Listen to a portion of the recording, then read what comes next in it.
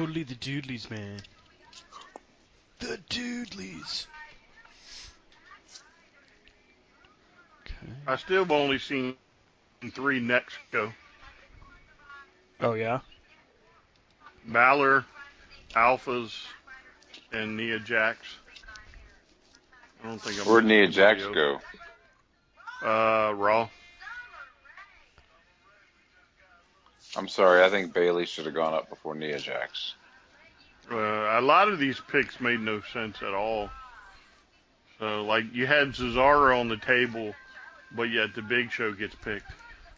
Yeah, that didn't make a whole lot of sense what? to me. Oh, where's Apollo going? He's going to SmackDown. That's not bad. Nah, they got a decent roster picked up for that. I mean, with the exception of maybe like Big Show, and I'm sure they'll pick up Mark Henry, both rosters are even star power wise. I would have probably kept the club together, but either way, I mean, if you put Balor with the club, and then have AJ just maybe he recruits a tag team, you could do that. Well, I think you got Balor and then the club, and then you're going to have the Balor club because they're on the same thing. Yeah. It's just distancing AJ. And it's a good opportunity for the Ascension to rebrand. And there's NXT 4. Oh, I didn't see Alexa it yet. Bliss. Shit. She go to SmackDown? Yeah. Nice. Who? Alexa Bliss. So what are they going to do with all the people not picked? Send them to NXT. And in other news, Eric Rowan back to NXT. All right, so we're going to do a cold open. In other words, we're just going to go right to it. I'm going to click a button here. I'm not going to have any intro music. I'll mix that when I'm done. So, y'all ready?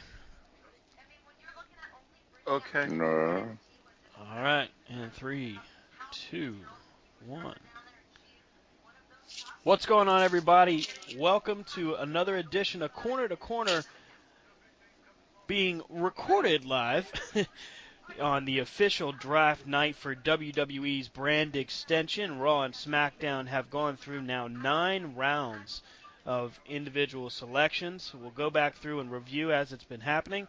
Myself, Stan Grubb, and of course the other 2/3 of the Triple Threat are in the house tonight, live from Atlanta, GA. What's going on, Rob? What's up, folks? Good to have you.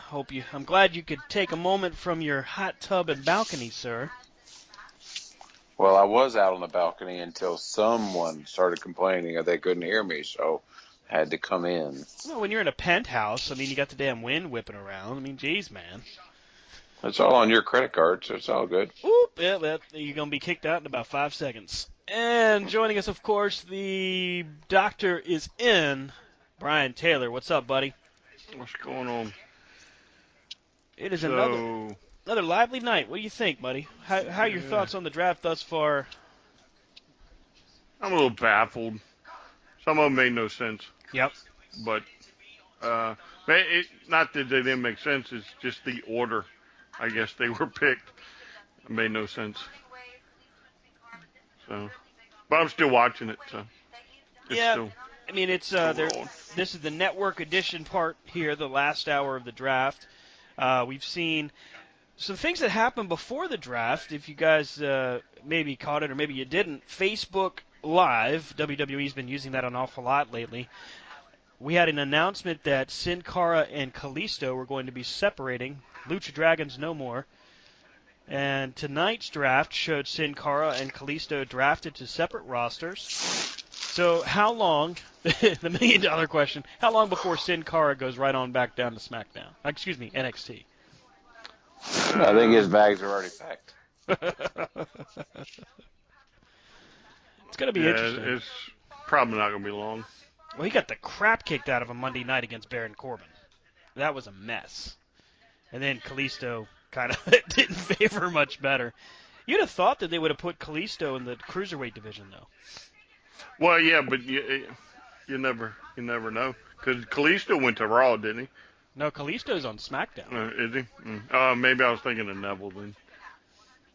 I mean, what an exciting! I mean, and it's before the draft had even started. Announcement from Monday Night Raw: Stephanie McMahon announces the cruiserweight division returning to Monday Night Raw exclusively, capitalizing on the momentum of the Cruiserweight Classic. My only problem is Raw is top heavy. They have the females, the title over there. They have the cruiserweights, the majority of tag teams. They have the tag team titles. They'll have their own world title. And to me, SmackDown is lacking in certain things. Well, I mean, some of the things that have happened with SmackDown. Of course, we'll talk about the top picks and some of the picks that made us scratch our heads. But some of the picks that actually worked out well for a lot of talents. American Alpha picked up by SmackDown. The Ascension, to me, is a good move for them. It gives them an opportunity to maybe resurrect some of the hype that they had from NXT. I guess that's possible. Again, is it going to be the Ascension versus the American Alphas all the time, or are we going to get a little somebody else in the mix? We also got the Usos picked up by SmackDown, which I thought was a good idea because now you're taking the Usos, giving them an opportunity to face different teams. Because, I mean, how many more times can we see the Usos versus the Wyatts and the Usos versus the New Day? Well, I mean, I think it's a problem. Round 10. And Strowman is going to Raw. Oh, wow. So the Wyatts are now officially split. Daggone. Bray Wyatt going to SmackDown. Braun Strowman going to Raw. Rob, what are your thoughts so far on how some of these picks have shaked out? How's that? I mean, typical WWE fashion. The WWE gives this whole thing about lead up to it, and what's going to happen, and in a typical WWE fashion, the fans are left to go, huh? Yeah. What? A lot of head scratchers there. Interesting to see both Seth Rollins and Dean Ambrose selected first for each individual brand. You think that was a focus to kind of redirect towards the new era, as they call it? Well, I mean, I think they're trying, but like Brian said, it's just it didn't match. I mean, your first one, Seth Rollins, your second pick is Charlotte. Right. Then Dean Ambrose goes, and then who was the second pick? To me, when you have a part-time player like Brock Lesnar, should he even have been a pick? That's a tremendous point. Why would you even say, all right, this guy who works 3 times, 4 times a year, I'm going to put him in my top 5 of picks, when he could really float to any one, His big 4 times a year could have been the big multi-card program where he could be on both of them. But well, and as more news trickles in about Brock Lesnar, the second test result broke today. Oh, crap. Yeah, the news comes in now. The social outcasts are now split. Wait for the next one. Uh-oh. Sorry, fellas, I'm a few seconds ahead. Oh, boo. Boo! Does she count as an NXT pick? I bet you she's counting as an NXT pick. Oh, gross. Eva Marie goes to SmackDown. That's it. I'm not watching Tuesdays. Fantastic. Well, Becky Lynch and Natalya should have no problem now of dominating the women's division. Yeah, I mean, SmackDown, as far as female talent, WWE seems to not have a true direction as to where they want to go with the women's division. You got Charlotte, Sasha Banks, and that's it on Raw. Well, you got Nia Jax. Yeah, you do. She might be something. Finally, the Vaudevillains go. The Shining Stars go to Raw. The Vaudevillains go to SmackDown. All right, so you got the Ascension, the Vaudevillains, Alpha. So your tag teams are, next tag teams almost. Not a fantastic. not a bad move. I mean, you need to give the Vaudevillains an opportunity to grow, I think, into their role. SmackDown is going to be that type of brand where the focus is new talent, new faces, getting more people elevated. Whereas Raw, I think they're going to stick with the same old formula, with the exception of the cruiserweight division, depending on how they handle it. Well, hopefully they're going to be smart and sign a bunch of them cats from the tournament. I did catch news that Ibushi and Bless you. Gran Metalik, thank you. Ibushi and Gran Metalik Bless were you. signed by WWE right off of the first round of the CWC, so that's pretty awesome. They'll be Well, to me, with Ibushi, if you got him over here, that means he's not under contract right now with New Japan. right. So you would be absolutely stupid to have a talent like that and then not immediately sign him.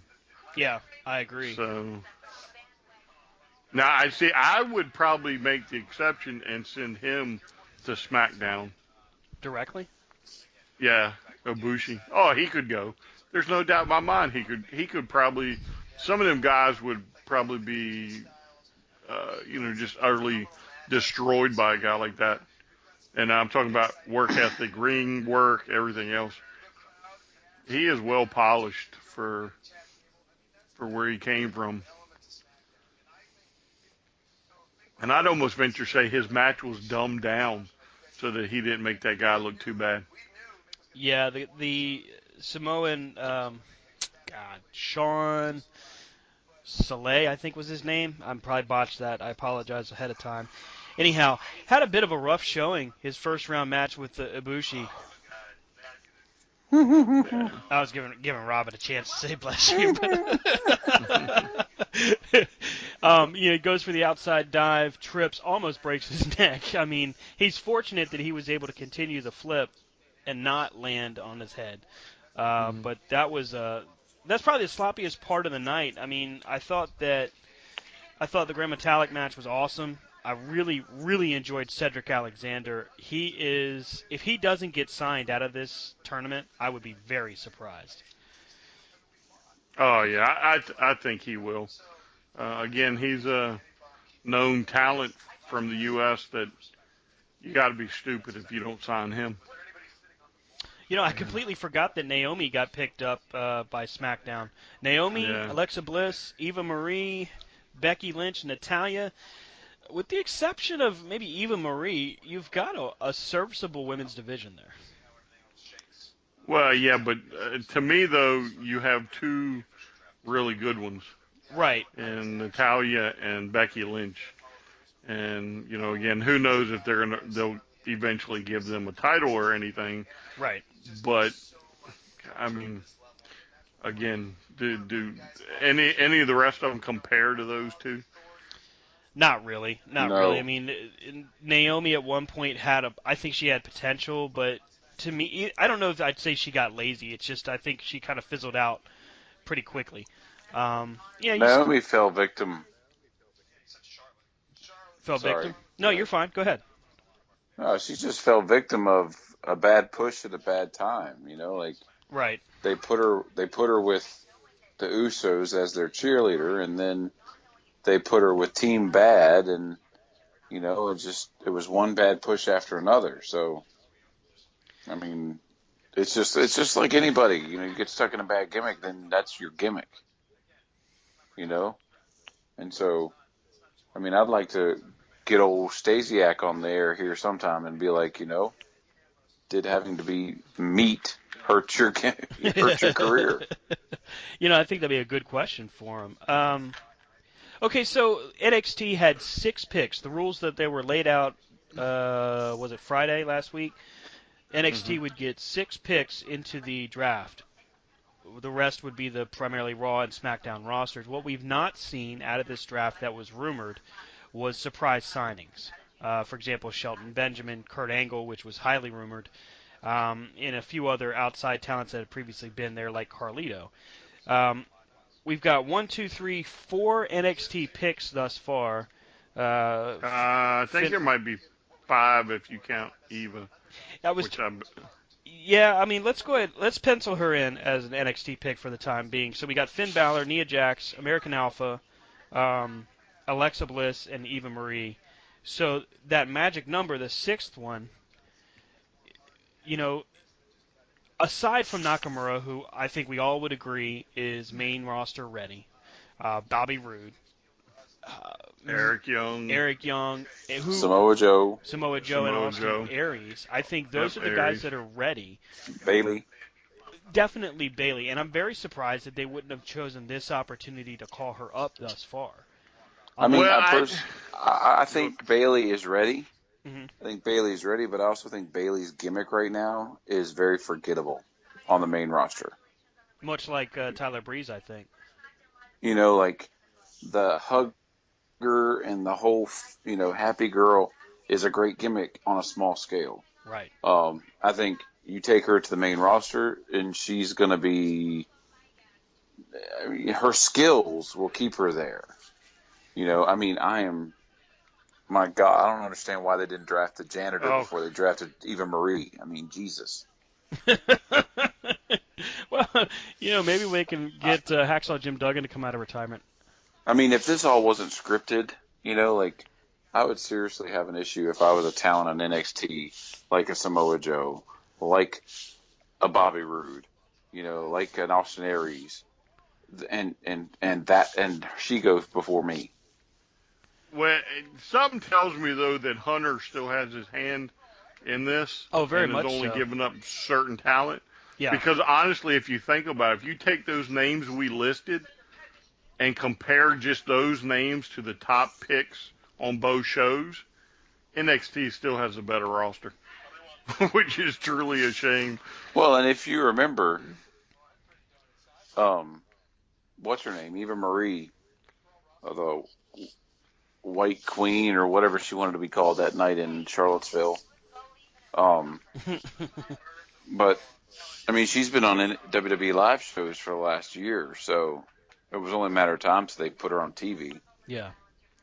Yeah, and again, getting back to the next roster, I think Ibushi got signed to Bless you. NXT, and it's not a main roster. Yeah. So I think he's another great talent on NXT, and again, they have a better roster, you know, compared to the other shows. So, I and think hats off to Triple H for keeping it like that, if he had something to do with it. Well, I think he's got the intelligence to know that he's got to continue to build that brand, but also keep main talent to draw more. Which, I mean, you got to give the guy credit. He can make chicken salad out of, So I mean, he just knows what he's doing. And I actually, looking at this draft overall, I think he's got his hand in with just about all of it. I mean, he's really making sure that this draft goes the way that can build both brands. I mean, if you notice, with the exception of Raw being top heavy, and I got to give Brian credit, that's a great point. I think SmackDown is very well built. Oh, look at this. I mean, I think it's lining up to be the way it was before.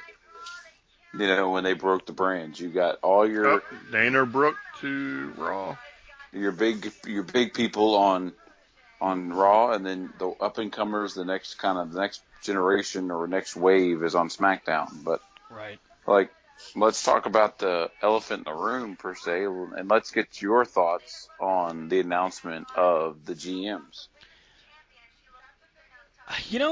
What stood out the most on the GMs was not the selections, because I thought they were good as far as crowd reaction, but the overwhelming And Mojo Riley. Are you kidding me? Mojo getting called No. up. Wow. Yeah. So that's 6. If that's the 6th NXT pick, Mojo Riley. Wow. To SmackDown. The Hyde brothers on the main roster. That's nice. Oh, that's a good opportunity for both of those guys, especially for Mojo. I like Mojo. Are they Riley. on the same brand? I believe Zack Ryder is on SmackDown. Let me double check. Yes. All right. Hype Bros on SmackDown. I'm cool with that. Yeah. I'm good with that. Axel to Raw. I think that I think with the selection of Daniel Bryan and the selection of Mick Foley, they were good choices, but it was amazing to me to see how overwhelmingly one-sided the reaction was. Like, Foley came out and he got a modest reaction, and then Daniel Bryan comes out and the crowd just went ballistic. So I Well, wonder if they're trying to play it like Foley Carmella. Carmella gets called up before Bayley. Wow. So Eva Marie did not count. Carmella comes up, and there's your 6th NXT pick. Yeah. Not bad. Where does she go? Carmella is on SmackDown. That's a huge help for the women's roster on SmackDown. Where did Enzo and Cass go? Enzo and Cass went to Raw. Raw, yeah. I think Triple H really has a goal in mind for Carmella to keep her separate and to develop her as a bigger brand. There's Stephanie and Mick Foley on the network celebrating their, I'd say, successful draft thus far. How do you think Finn Balor will do on Monday nights? Wrong type of talent as far as I'm concerned. I think he should have gone to SmackDown. Mm-hmm. Just the Raw talent is almost more old school Right. type wrestling, whereas SmackDown is more, even with Cena, there's a shot. You know what I'm saying? To me, SmackDown, any match can go any way. Right. Whereas Raw, you can pretty much, just look and tell who's going to win. So to me, he would have fit better on SmackDown. But could you see him and Bray Wyatt, him and AJ Styles? Oh yeah. They'd have been fantastic. But him and Brock Lesnar, would be a disaster. Yeah. Well, and Brock Lesnar may not be able to come back to the main roster.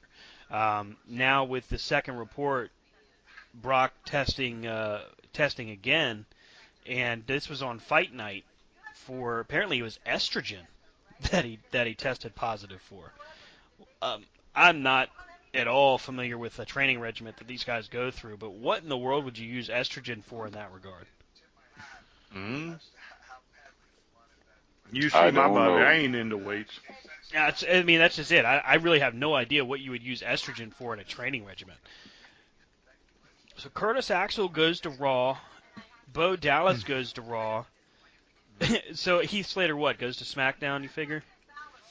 Or do they draft the Social Outcasts separately in an effort to separate them? That would be funny. Do they even need to waste the picks on the Social Outcasts? Well, if they didn't want to break them up, they should have just picked them together. Well, that's the thing. They are a group of people. I truly believe the Social Outcast banner could fit anybody. Very true. You could take any of those players who are having a horrible or mediocre push, and hell, you could put Sin Cara in the Social Outcasts. He should wear a half mask. That'd be funny. But like this, when you break up the Wyatt family and you put Strom Thurmond, or whatever his name is. I think that's a political guy. Yeah, senator out of West Virginia. No. I don't know where Strom Thurmond is. But anyway, I think Roman, yes, on his own, will not survive. Well, and that might be part of the reason that they separated him. Fish or cut bait. He's going to have to show up or see himself out. It's a situation where they have to see what they have with him. You can only carry him for so long in a stable or a faction.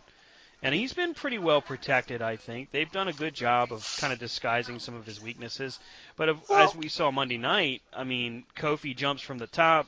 Strowman is clearly not paying attention and almost drops Kofi on his head. So everybody would, we all started the chant when Hogan was wrestling. Same 5 moves. Right. Same 5 moves.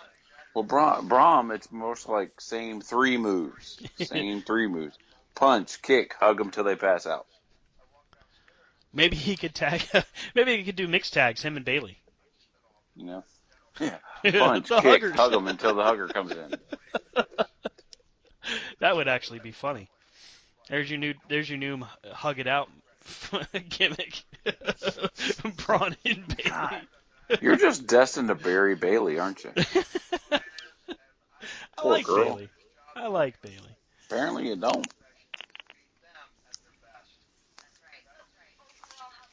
Mick Foley just to me stands out like he's just uncomfortable in the spotlight nowadays. You see him with the cameras on him, and he seems nervous. He seems out of place, and I'm sure he's not nervous, but he just doesn't seem like he's comfortable there.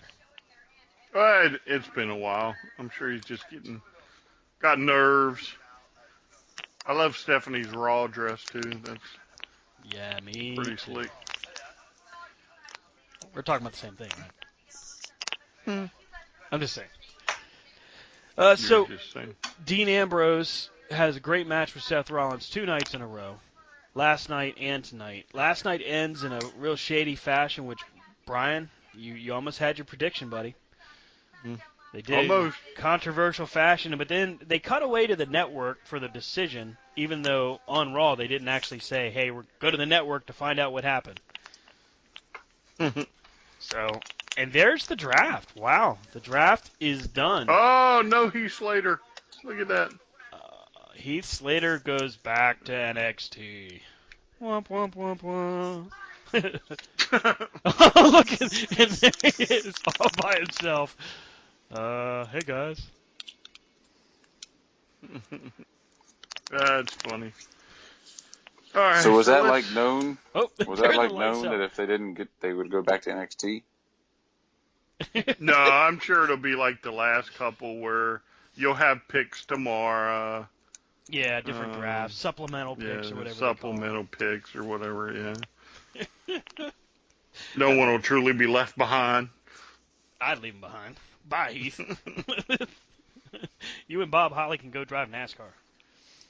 No, I'm sorry. You can't. At this point, you drafted Eva Marie. You cannot leave anyone behind. So, The No Wrestler Left Behind campaign. If Eva Marie no gets wrestler left drafted, behind. Eva Marie NWO. is like the payday loans of the wrestlers. If she Oh. can make it, everybody can make it. All right, so did y'all see the first round?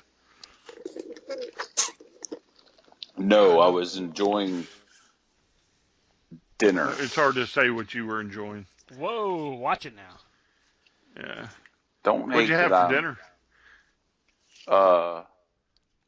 I was waiting because I was waiting for you to yell at me. No, I had a bacon cheeseburger from an Irish pub down the street. Wow. That's it. You're in hot Atlanta. You should try some good old fashioned Southern cooking. Well, we spent the afternoon at the World of Coca-Cola. Good catch, Rob.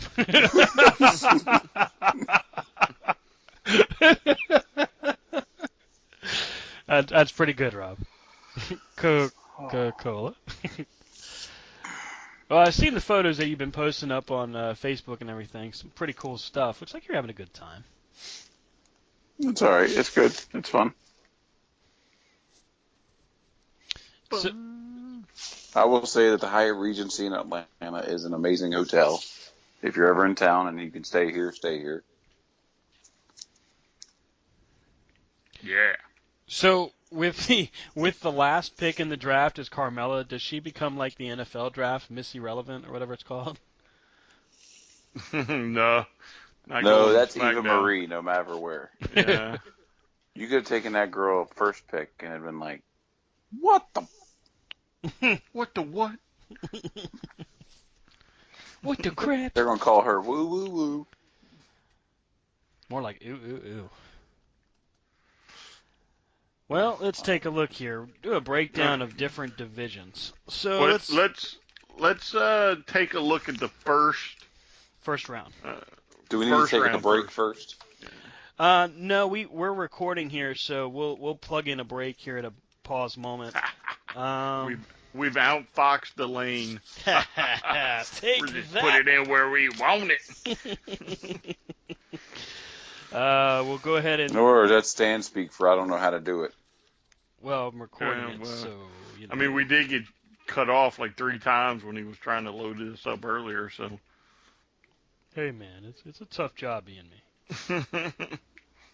It's not easy being cheesy. Spreaker didn't want to cooperate.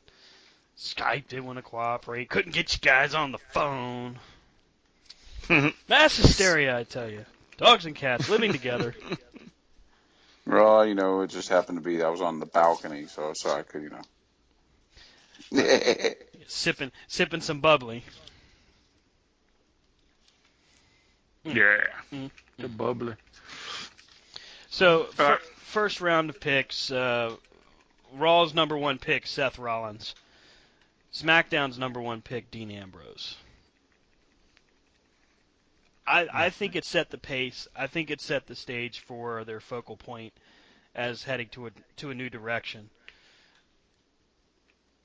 Then your second pick on each is Charlotte for Raw, AJ Styles for SmackDown. Would you have picked Charlotte that early? No.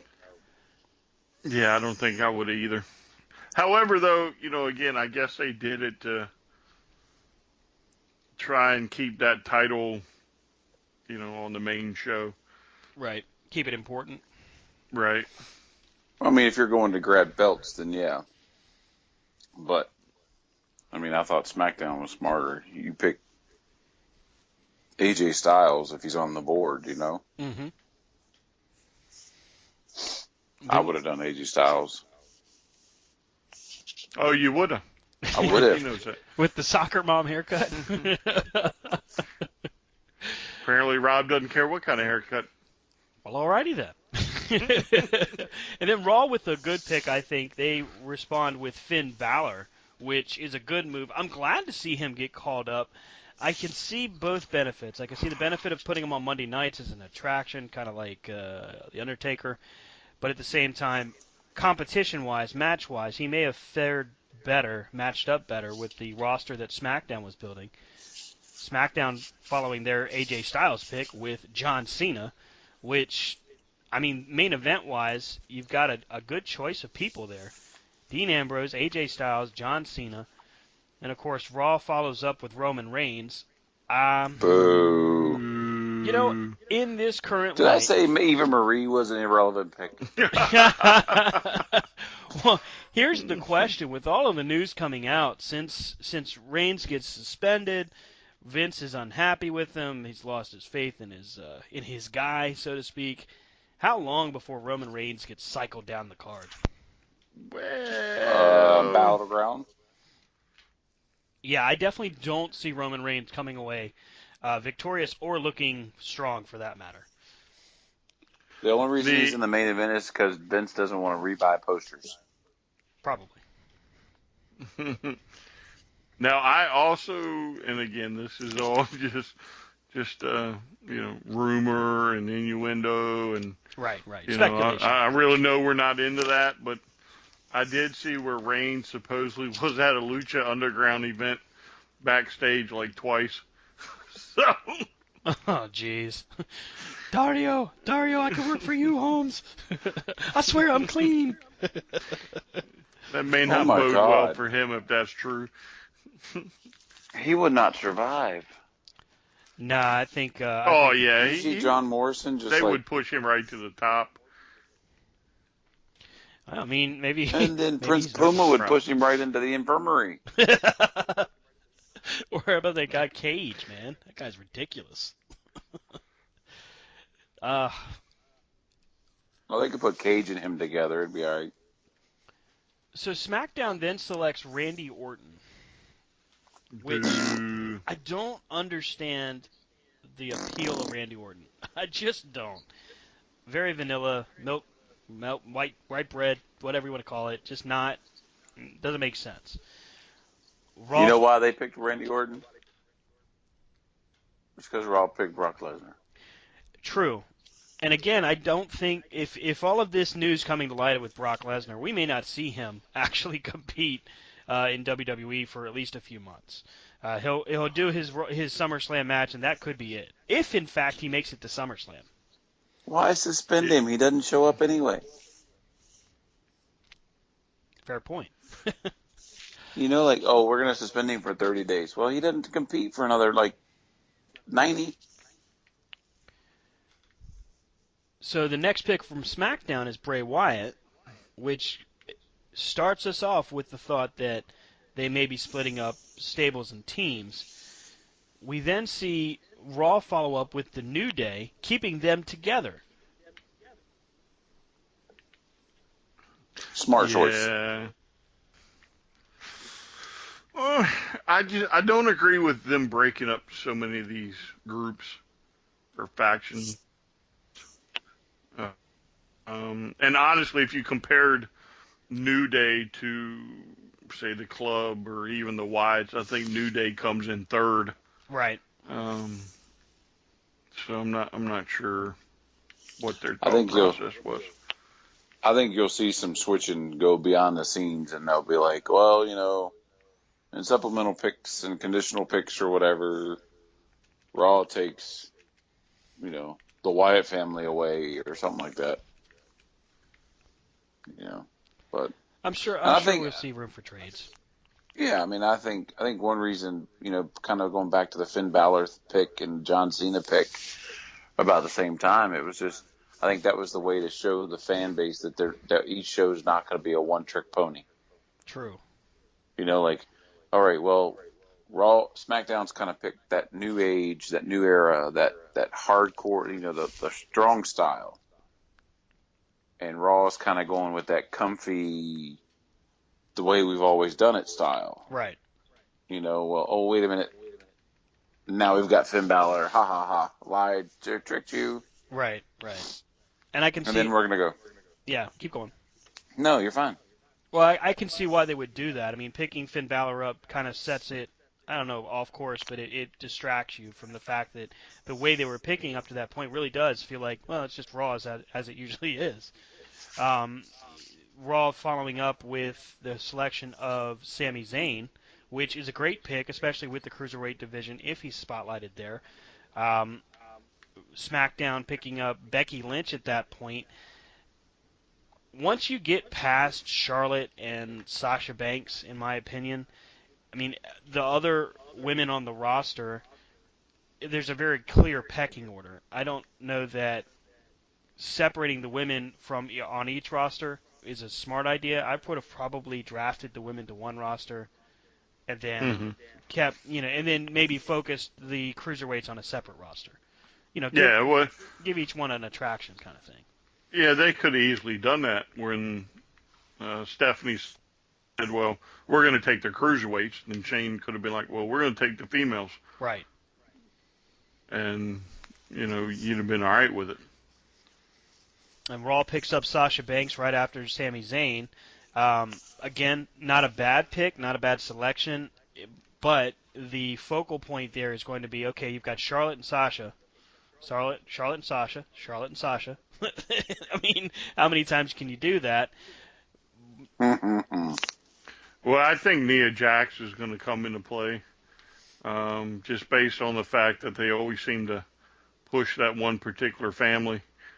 Right. There's definitely a Samoan connection there. Right, and I think that's why she goes to goes to Raw, where the title is. I think she'll get it pretty quick. Now, Chris Jericho is selected kind of high on the list. I don't know that picking him right now is the wise choice like that, especially because of the fact that after SummerSlam, I believe his deal is done. Never mind, I'll shut up. Now, Rob, if you've got an opinion, throw it out there. Well, no, I was going to kind of go back on the Diva thing. The women thing. Yeah. The women's division right now, if they have the title on that one show, it's going to be like the WWE was back with the Randy Orton, Triple H, and John Cena thing. back when those three were the only ones to take the belt, then those three are the ones who had the belt. That's why John Cena and Randy Orton's title count is so high. At that point, they were the only ones there. And so then it's going to be Charlotte and Sasha. I see if this is going to be, Charlotte will drop the belt to Sasha Sunday. And then they are having a match Sunday, right? Well, it was changed. Originally, it was a title match, and then Charlotte makes the change and says, we're going to do a tag match, Charlotte and Dana Brooke, who also was drafted to Raw, versus Sasha and a mystery partner. Nia Jax.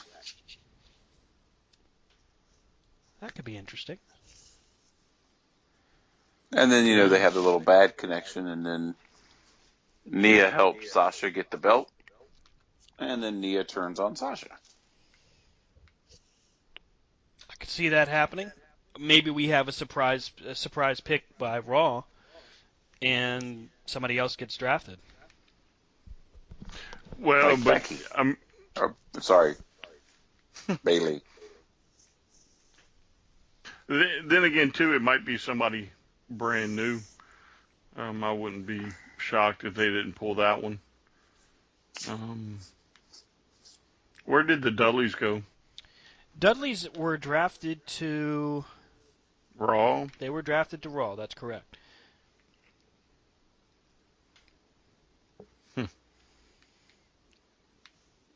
So with the Dudleys drafted to Raw, they stay in the mix as far as tag team focal points.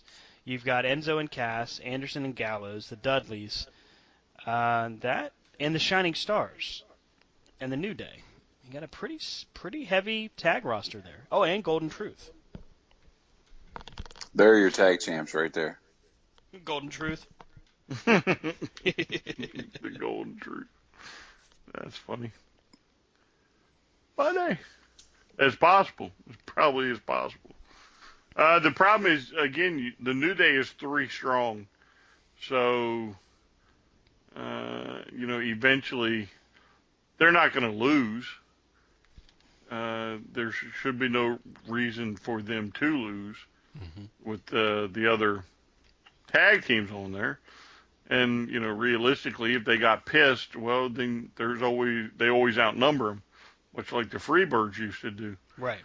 So, again, I think it was just foolish to break up some of these factions. And there's going to be your prime example why, after creating them, you shouldn't have broken them up. Well, and then you go on to looking at some of the next picks. Rusev, the U.S. champion, goes to Raw, and The Miz, the Intercontinental champion, goes to SmackDown. This isn't really a surprise when you look at the size, physicality of the Raw roster versus the SmackDown roster. You got basically your heavyweights, your super heavyweights on Raw, and your pretty standard build, I would guess, from about 245 on down on SmackDown. Yeah, we'd be curious to see who he fused with first. I wonder if they could start like a Hoss division. Hoss division? Look at Didn't this. they try that at one time? Well, they tried. What was it called? It was like the Brawl for All thing that they did. Yeah. And that sucked. And then the Hardcore division, which they tried to force the super heavyweights into that. That just didn't make any sense. Because there's no reason a guy like the Big Show, if he's in the Hardcore division, would ever lose. Right. Speaking of that, now how did he get drafted so high? I don't know. I don't know. I don't see what creative sees with these guys. As far as like Big Show, Mark Henry, Braun Strowman, I just don't see it in these guys.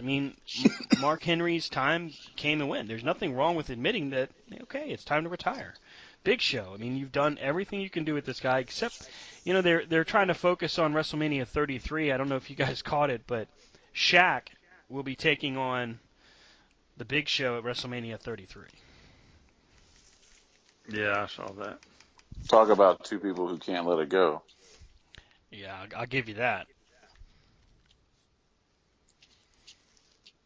So a pick that actually did surprise me. So's a nice guy in China. A pick that surprised me was Kevin Owens being picked as late as he was and getting picked for Raw, which I mean Raw having Kevin Owens and Sami Zayn's a benefit. That's a highlight match no matter what. How many times can you do that? Well, as long as they keep entertaining, I think you can run the feud for forever. That's the problem. We're just not used to seeing something like this. But I mean, the feud is rather entertaining. They put on decent matches.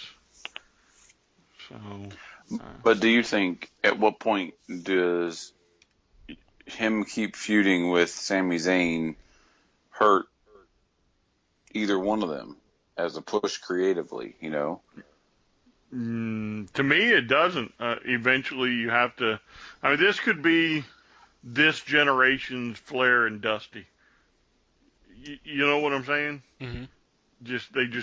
They just won't leave each other alone. They keep going at it. They intertwine different people into it, and eventually, it's for the world title, which could easily happen.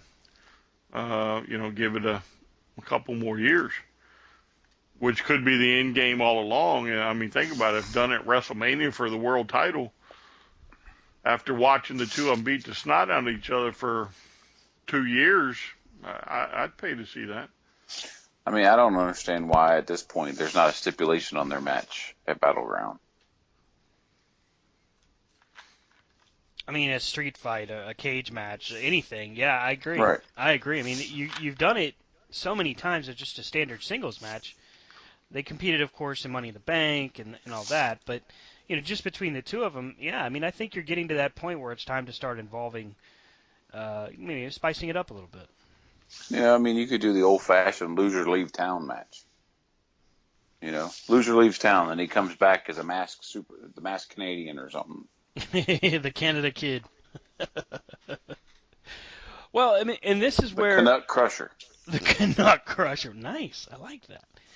So Raw then picks two sets of tag teams. They pick up Enzo and Cass and Anderson and Gallows, whereas SmackDown goes with Baron Corbin and then the first NXT pick, or the second NXT pick of the night in American Alpha. I mean, Baron Corbin, I think is a good opportunity for him, but American Alpha, this is a huge opportunity for them. Mm-hmm. Now, do you think each roster will have their own tag titles, or do you think it'll be one on the other? When the draft initially was done in 2002, what they did was they did the tag titles and the world title were defended on each show. So with now them changing it up and having each individual roster, each individual storyline set or unique storyline set for each roster, I think we'll see titles on each show. So I think we'll see the Raw tag titles and the SmackDown titles. They've been quietly shifting from the world title designation to the WWE tag titles. The world title designation for Dean Ambrose is now the WWE title. So the next champion, whoever picks it up at Battleground, would be the world champion, so to speak. So oh, good Lord. So I mean, we're gonna see that. I don't know if they bring out the big gold and just have that again, or if they make a new belt. You've got so many different title designs at your disposal. Do you go back and just have your SmackDown, the blue tag titles, or do you change it up and get a new design? I don't know if you actually need a new design, but I think both brands, especially if you're trying to say they're different, need to have titles. Mm-hmm. And I mean, you could simply have it at the WWE. You just pulled out the title that they had just before this last one that said WWE Champion on it, Right. Yeah, I mean, Christ, if Scott Hall can go digging in a trash can and become the TV champ, why can't they find a tag title somewhere? Them's were the good old days. You know, like they just come out with, two of the ones you buy at Kmart, The little foam belts, like Miz and Sandow used to carry. you know. But because if you look, I mean, a lot of your champions are going to Raw. I mean, your women champions are Raw, your tag champs are on Raw. They're gonna have The a world cruiserweight. champ will be on Raw after Sunday. Yeah, I'm not sure that they're gonna keep Dean Ambrose as world champion. They won't. I think Seth Rollins is actually gonna come away with the belt. Well, you saw it tonight. You saw it tonight. Who won on SmackDown? Ambrose. By a clear pin. Right, right. And WWE storyline lore tells us whoever takes the clear win on SmackDown or Raw before the pay-per-view is the one who will lose on the pay-per-view. Yeah, that's usually a pretty good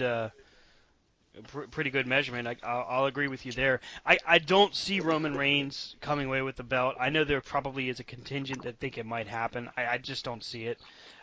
Seth Rollins would be the logical choice if you're looking to have a top heel, a top character. Period. I think he's got to be your guy. What I don't see, aside from Finn Balor, is a main event face in Raw.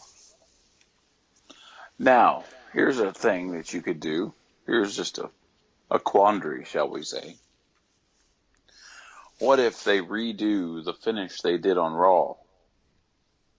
The double pin. And then they come out and say, well, since both of you won and both of you lost, we will now have a world title on both. Well, I'm sure that's how they'll probably get it. But again, now would be a perfect time for a tournament. Everybody loves tournaments. Oh, I love tournaments. Yeah. So a SmackDown tournament for the world title, that would be kind of cool. Especially with the talent they have. And put everybody in it. Yeah. Mm-hmm. Because, think about it. You'd have Bray and AJ, Dean Ambrose, John Cena. Trying to think who else. But that alone right there is a pretty good quarterfinal matches. Yeah, I would love to see a tournament like that where it's not like what it was with the last Money in the Bank, that it was so easy to sit back and know by the pairings of the preliminary matches who's going to be in the final match. Right. The Money in the Bank, it was almost scripted. You're almost like, all right, why waste the time, do the matches when we know, one, by the graphic that you're showing me who it's gonna be. But anyway, good job, Brian. Get the tournament going. Get all people excited for nothing. Fans all over the world. Hey, Brian, I'm gonna kill him. Well, yeah, I'm sure if Dean Ambrose loses, they're not going to crown him on the next SmackDown. So there has to be something involved. So they're in. Because Go ahead. No, I said if they just crown him, then even SmackDown is no different than the crap we've been watching. I would kind of almost say at this point, with the brand split, you vacate everything. And everybody starts anew. Like, you have a tag team tournament. So for the next month, you have the preliminary matches for your tournaments. And then on your next, whatever the brand is that has the next pay-per-view, boom. That's all their titles are, they call it the night of new champions or something. Right. I wouldn't mind seeing that. It would be interesting to see how it's played out and how they put together the reset, so to speak. I know that there's a production change plan for each show as far as the sets and the designs. I know that what we didn't see tonight, which could still change, was a change maybe of the commentators for each show. So it looks like we'll see JBL, Michael Cole, and Byron Saxton on Raw. Mauro Ranallo and Jerry Lawler on SmackDown. They did kind of make reference that there's maybe a change with the announcers. Um, they were joking about it at one time that they weren't drafted, but who knew where they were going to end up. So it's possible they get changed as well. Mm. So when you look at the breakdown of the televised draft, it finishes up with the Big Show, Nia Jax, Neville, Cesaro, and Sheamus on Raw, and Dolph Ziggler, Natalya, and Alberto Del Rio on SmackDown. Looking at the roster list from Raw and SmackDown, it's a little unbalanced. It's a lot unbalanced, actually. I mean, it's almost like a skeleton crew for SmackDown.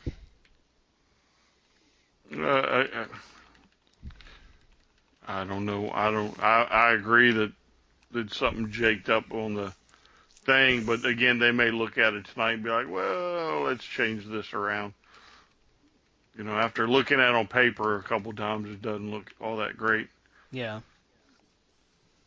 I thought the production value of the whole draft was lacking some excitement. Did it seem like they were just, I don't want to say phoning it in. It wasn't quite that bad, but it definitely seemed like they were holding back. I mean, I just, with both people out there, both of them at the same time, I mean, it'd been kind of neat of,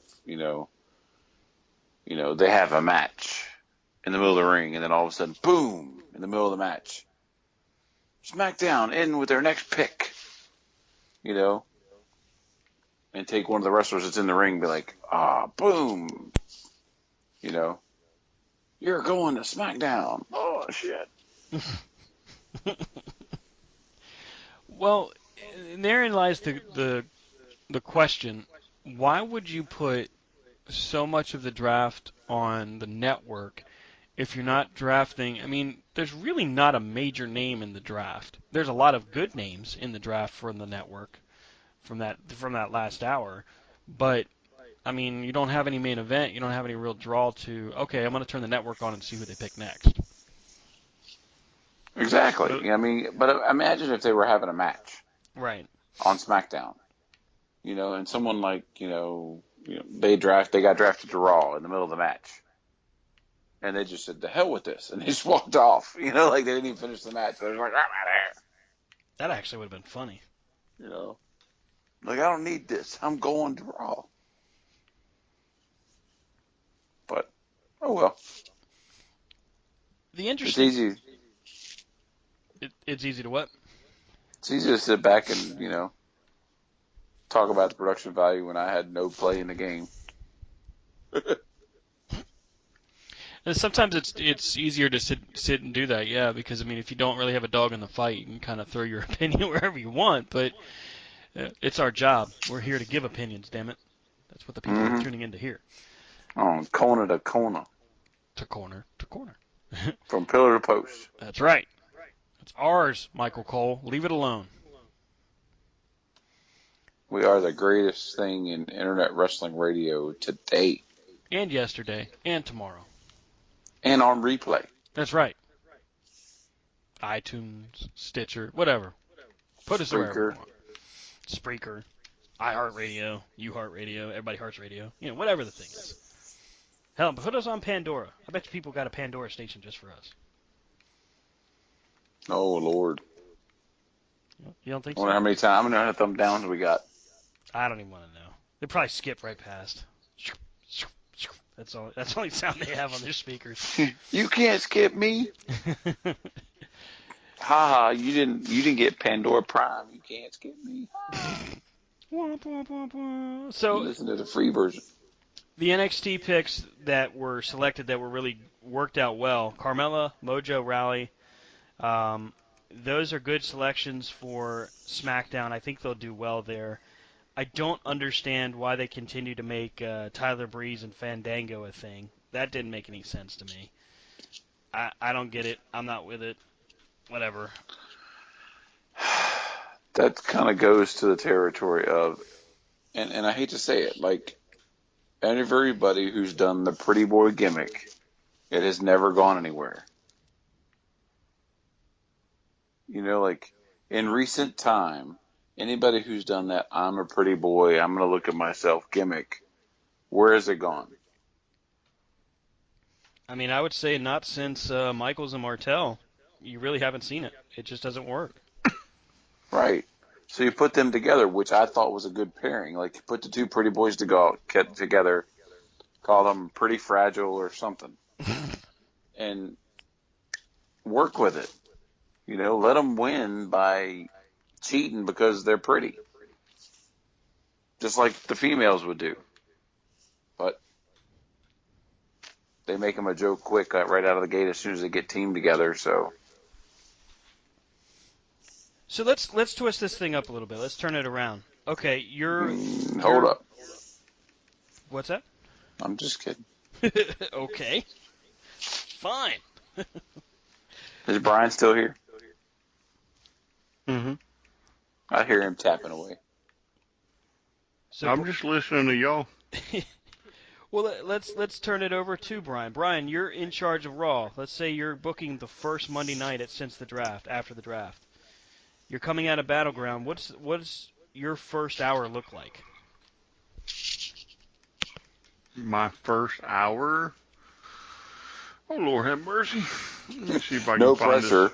this. Not just 15 minutes, but he made you to play in the whole hour. I'll probably go with the tag titles up first.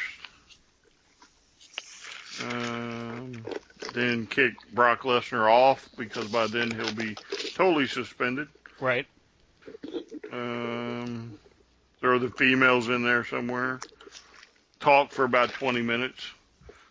And then introduce Seth Rollins as the new champion, only to have Roman Reigns come out and say, well, you didn't get it, or you didn't win it without my help, and I want my rematch, one-on-one, and then you set up for your pay-per-view. Now, with Brock Lesnar most likely being suspended, if this all comes out, how would you like it? Could you work a gimmick with Seth Rollins of him coming out going, you know what? I challenge Brock Lesnar. And then Brock Lesnar, obviously can't answer it because he's suspended. Then he could say he holds a victory over Brock Lesnar. Like, I beat you again, Brock. That actually would be really funny. So Was Rob, it funny when Bischoff did it? it was and it wasn't because we were all hoping, we all wanted to see Vince come out. I mean, we all wanted to see Vince come out and beat up Eric Bischoff. That's true. Brian wins with that one. All right, Rob. So now you've got the first hour of SmackDown. You're fresh out of Battleground. You've got your Intercontinental title. Maybe you've got another title in the works. What do you do? It's your first hour. How do you set it up? I open up with a battle royal for the Intercontinental title. Wow. Okay. You come in, everybody's in the ring, and then at that point, well, no, your stereotypical first five are in the ring. Right. And then you have them come down, and then you throw some last-minute announcements, promotions from NXT or signings as the entrance to the Battle Royal. And the way the Miz walks out with the title is he has to win the Battle Royal. Wow. And therefore, just straight off the bat, you rip off the Band-Aid and you start anew. So in that you crown a new champ? Yes, you crown a new champ. Because I would also bring up Nakamura, and then you make him the Intercontinental title holder. Nice. And then after that, you come out and announce the formation of the Smackdown Tag Champs. And announce that there will be a tournament for the next couple weeks to crown the Tag Champs. And you do a lethal lottery style. Oh. Look at him bringing it old school. I like this. You bring in the lethal lottery. You pick your partner out of a hat. That's Go for interesting. So, okay, let's follow with what we're predicting here. Dean Ambrose does not keep the title at a Battleground. So, Mm-mm. do you do you create a world championship at that same hour, or would you hold off until maybe the following week?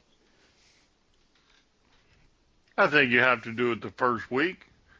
Um, I think Dean's going to want a little revenge, but how can he get that if he's on a different show? Right. Right. So you take maybe your top 10 and you say, you know, we're going to have a world title on this thing, and here's the top 10. And then they have it, you can do it. Obviously, you've already done a one battle royal, and you've got a tournament going on. Right. So then, instead of doing a Money in the Bank ladder match, next week, you do a ladder match for the belt. I like this. So maybe you do qualifiers, Mm-hmm. and then the Your, following week is your world title. Got it. your last hour Ooh, okay. is your qualifier, and then the next week, boom, ladder match. Nice. So your main event the following week is your world championship match and a ladder match. I like this. So you got a 5-man ladder match. You're probably your focal points: Dean Ambrose, AJ Styles, John Cena. Randy Orton might be back by that point, and Bray Wyatt. So there you go. I'd put Bray Wyatt in. I wouldn't put Randy Orton. I'd put Mojo Raleigh before I'd put Randy Orton in there. But Well, that actually begs a good question. With these NXT signings, from both Raw and SmackDown, from Mojo Rawley, Carmella, American Alpha, Nia Jax, Finn Balor, who do you figure will shine out first? In other words, will win the title or go to the top of the card out of that Balor. group? Balor. I would like to say Balor, but knowing the politics behind the scenes, Nia Uh-huh. Jax. And I'd be inclined to agree with that. With Dana Brooke staying on Raw, Charlotte on Raw, and Nia Jax on Raw, does the faction with Charlotte, does she keep going with, in my opinion, what they're teasing, which is a 4 horsewomen thing? Who are they going to have left to fight? Yeah, that's the problem now. All of them are in the same club. Maybe it's Charlotte, Dana Brooke, Nia Jax, and Summer Rae versus Alicia Fox and Sasha Banks and Paige. And Renee Young. Oh God, that's awful. I'm so sorry, Sasha Banks. Oh, that is what is it? Pat Patterson calls it the drizzling shit. Next up on Ring of Honor, Sasha Banks.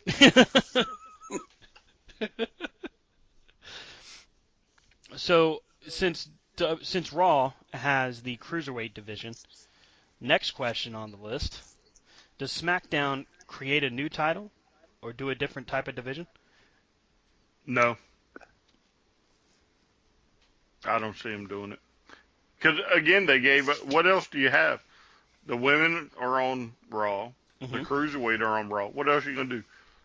TV title. Hardcore? Right. Yeah, but the TV title wouldn't necessarily be a division. It would just be another title. Right. So I mean, I don't know what else you could. What other division you could do? I'd do a TV title and put it on the likes of Ryder. Maybe Ryder or Baron Corbin. Give those guys, those people who need the TV time and the polishing, shall we say. Hey, you're on TV every week. You got to wrestle. You're just picked NXT people. Mm-hmm. Get them used to the main roster. Apollo Crews, those people. I'm probably naming a whole bunch of people that aren't even on SmackDown, but that's just, No, you're on point. You're doing fine. I'm sitting in a hotel room with no TV, no way to know what's going on, and everything's dark. So I don't know. Brian, I think he's telling us he misses the balcony. Mm, No, it's quite because when I possible. came back in from the balcony, everybody's asleep.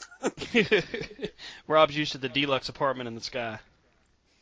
Because beans don't burn in the kitchen.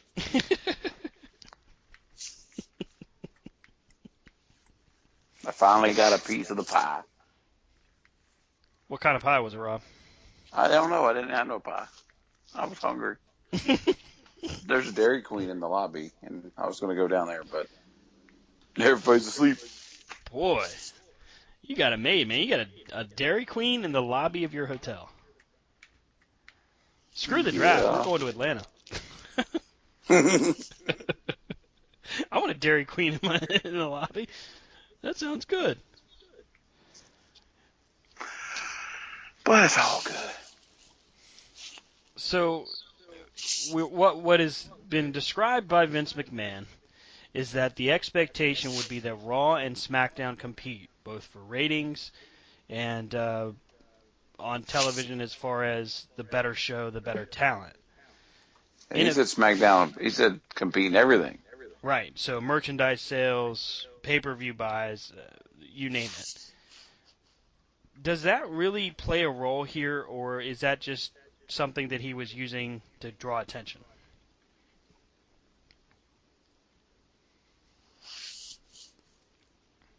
Anybody? Bueller. I would like. Here's the thing. I'd like to think it was different, but there's deep down in me knows it's just another ploy of Vince McMahon. He's just the puppet master with the strings, playing his fans for what they're worth. Dance, puppet, dance. You will turn into my shows and you will like it. Ha ha ha. I will sell the same exact shirts that I sold you 6 months ago. I will sell them to you again with the brand logo on them instead of the WWE Authentic brand. Ha ha ha. You'll buy them. Excellent. Because you want to. Not because you want to, because you need to. Vince McMahon. You need that shirt in your room. The Montgomery Burns of wrestling. Excellent. Release the Hound, Smithers. Infidel.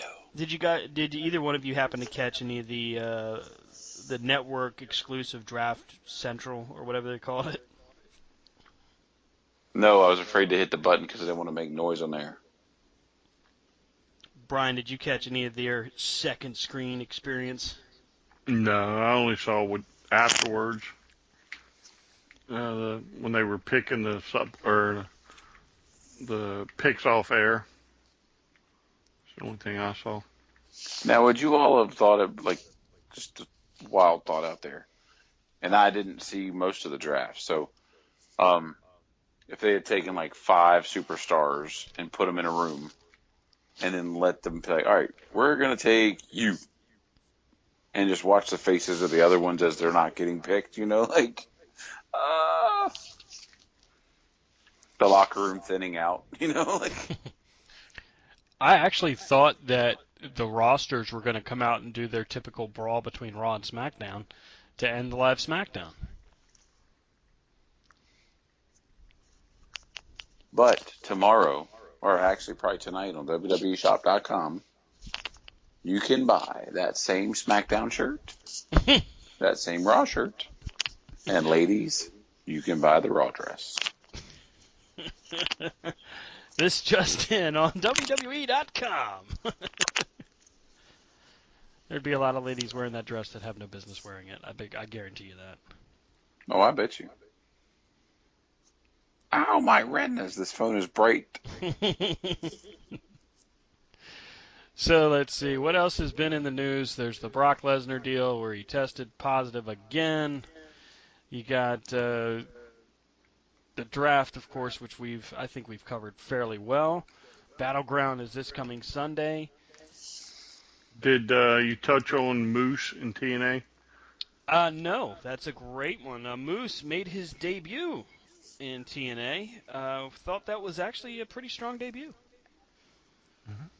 Aligned with Matt Bennett as of now. So And their angle is that they're going to burn it down. They're going to tear the company to the ground. Which begs the question: does more Ring of Honor talent come to TNA?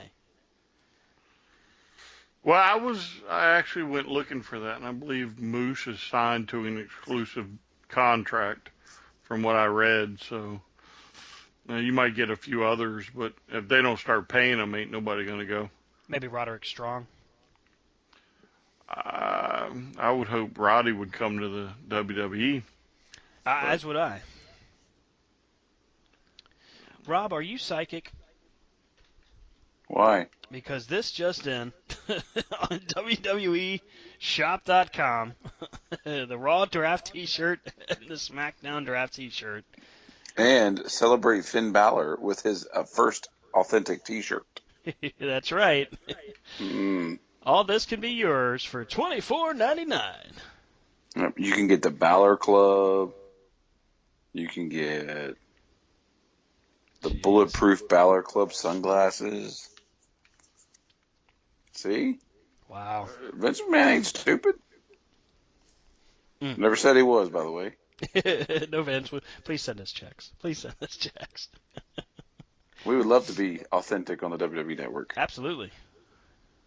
Yep. Draw a T-shirt. Smackdown T-shirt. Oh, they got the Honky Tonk Man T-shirt now. What were There's Stan's next T-shirt. The Honky Tonk Man? Yeah, that'll never happen. No, the Big Daddy Cool Diesel T-shirt.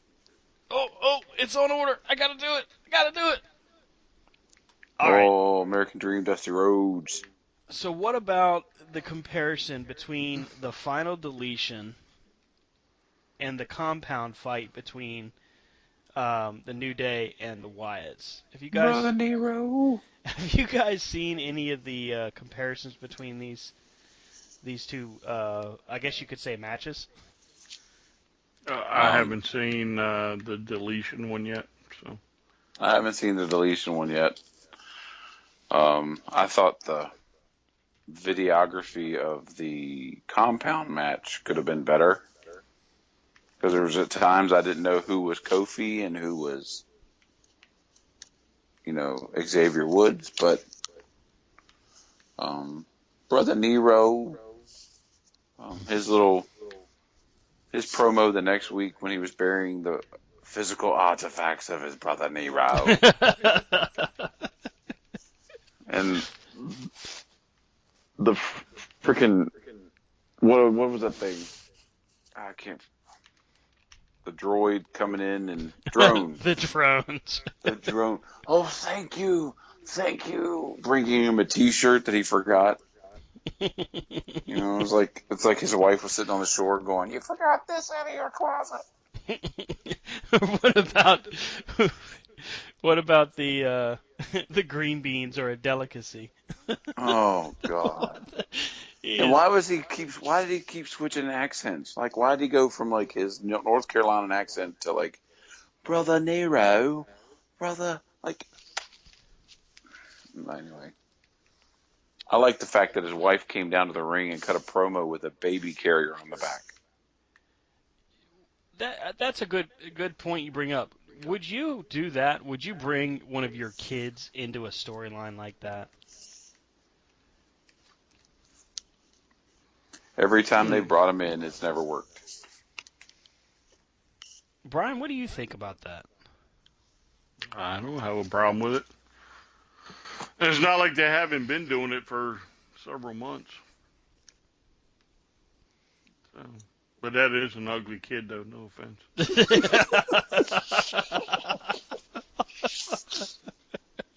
I mean, if you're gonna bring the baby carrier, at least have one that matches your outfit. I mean, it's Rebby Sky of all people. I mean, I don't know. Can't I trust thought her the to kid make was a girl, only to find out it's a boy. What kind of name is Maxwell?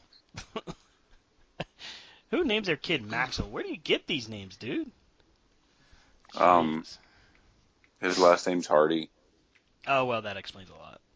And he's been smoking pot for how long? You Hobo notice you never harding. hear anybody. You never hear. Can't speak tonight, but you never hear anybody getting suspended in TNA for violating the wellness policy. If they did that, nobody'd be there. That and they can't afford to run one. Well, that too. Here, take a chair shot to the head. We don't care. Do we drug test you or keep the lights on? I guess we'll keep the lights on. Well, Can't there's pay you. something you haven't talked about, Stan. You opened the door. What about the lawsuit for the WWE? That is, I was reading some of the names on that list. But 422 go ahead. pages of this lawsuit against the WWE for what it reads to me is like they're suing them for the injuries and the after effects that they've had over time. That's ridiculous. I mean, their names on there like Demolition, King Kong Bundy. What in the world? And how did they get these guys to sign on? I don't know. Some of the names, I think Jazz is on there. Yeah, and Rodney Mack. Marty Jannetty is on there. Jazz. How does she get on it? Dude, I don't know. I can't think of. And maybe some of these guys maybe they have legitimate gripes. I'm not saying that they don't, but I mean that's a huge amount of people. 422 pages. I mean, for crying out loud, what exactly are you hoping to accomplish with this? Even if they make out like a bandit and they get say $100 million. I mean, 422 people, that's not going to go very far. And after the attorneys take their chunk. Right. So is it a money Well, grab of the attorney? no, that would go a lot further than you think. I'm sure there would be bills to be paid, which is probably the main reason this is being done. And then you'd probably pay lawyers, and then you'd probably also, like the NFL, maybe set up some fund to be used for future injuries. Well, and some of the names I saw they're the example of the names that slip through the cracks. You know, when you think about things like head injuries and stuff like that, do you really think about going back to Demolition, Superfly Snuka? Him, yes. I mean, it wasn't until Yeah. it wasn't until all this stuff came up about the murder trial Right. that all his issues came to light. I don't think, but I mean, Laurinaitis to lead it off, Animal to lead it off. I mean, I wonder if that's going to hurt old Johnny Ace.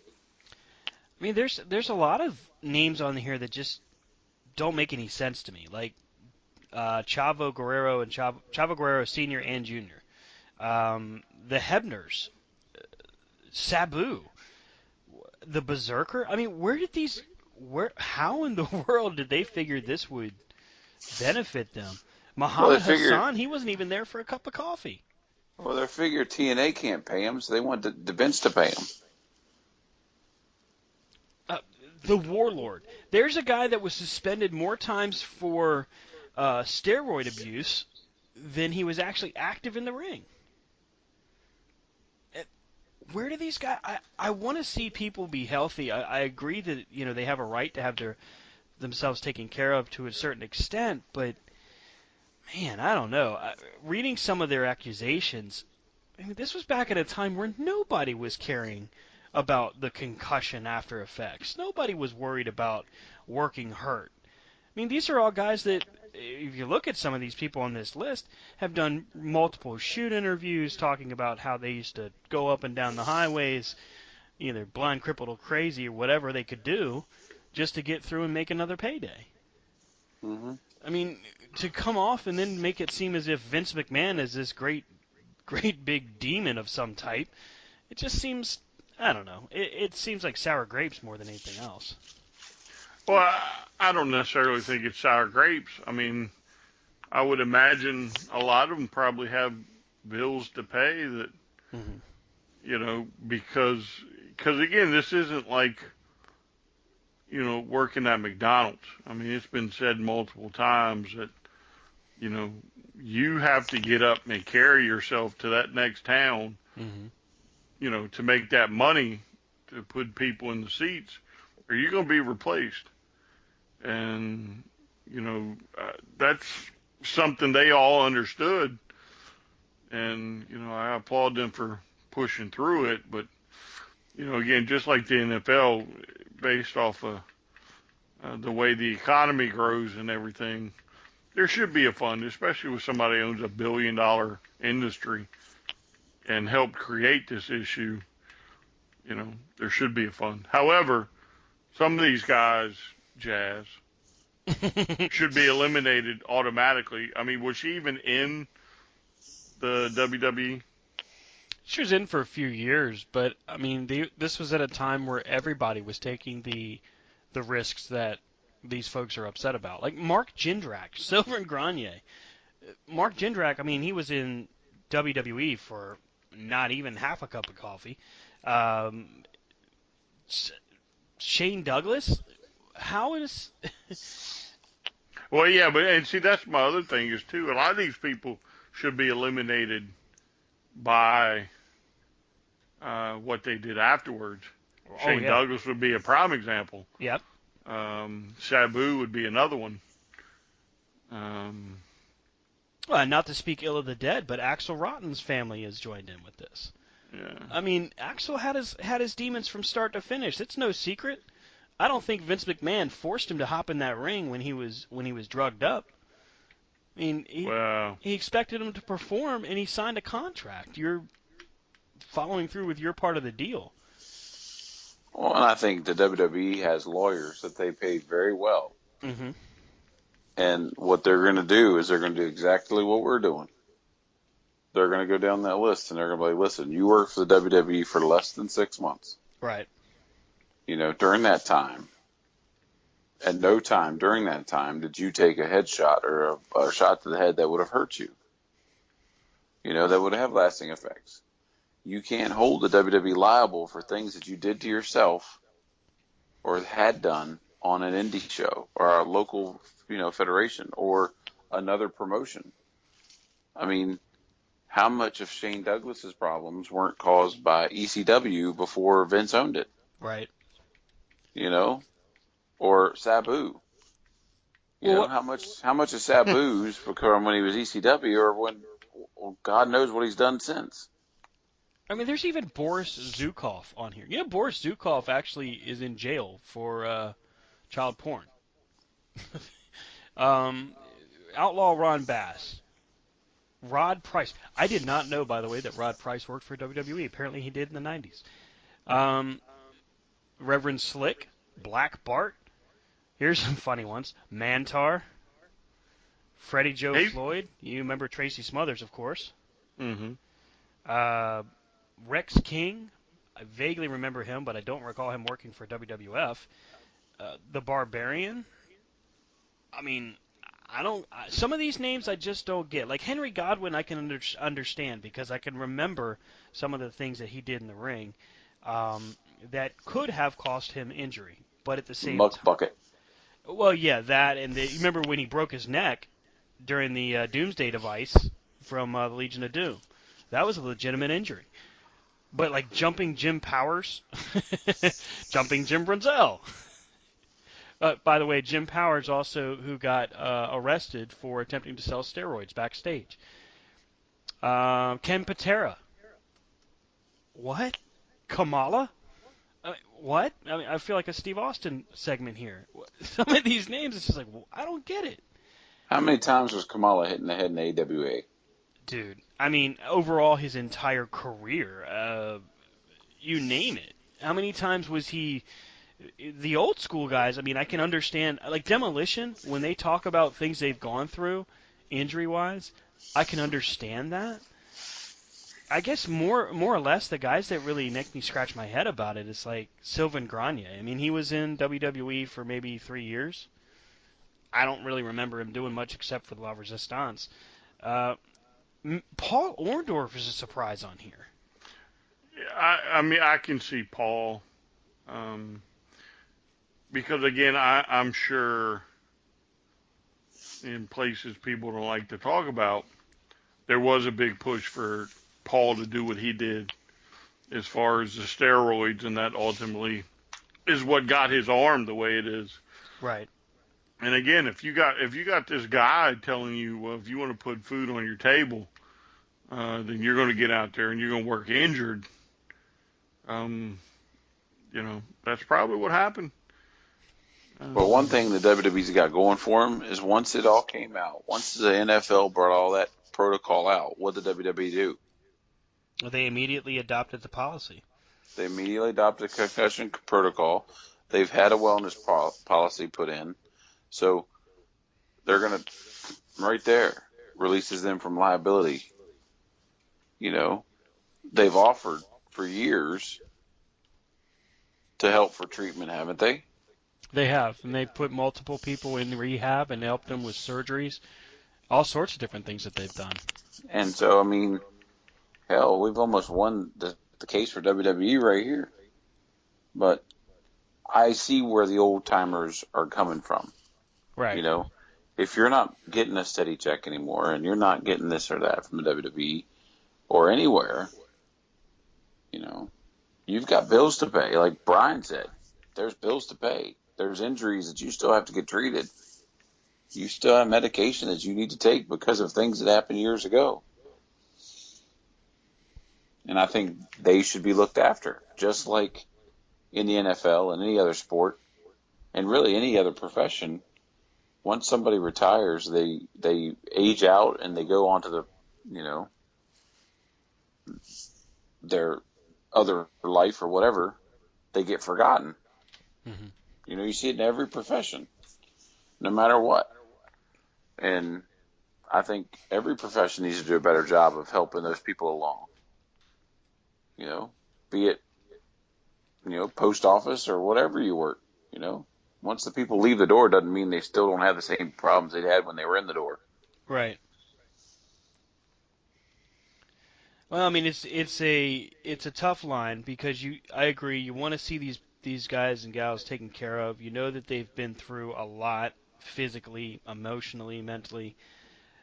Where is the responsibility line? You want to help. You want to see these people be okay, but at the same time, do you claim responsibility? Do you say, yes, it was my fault that this happened or that happened?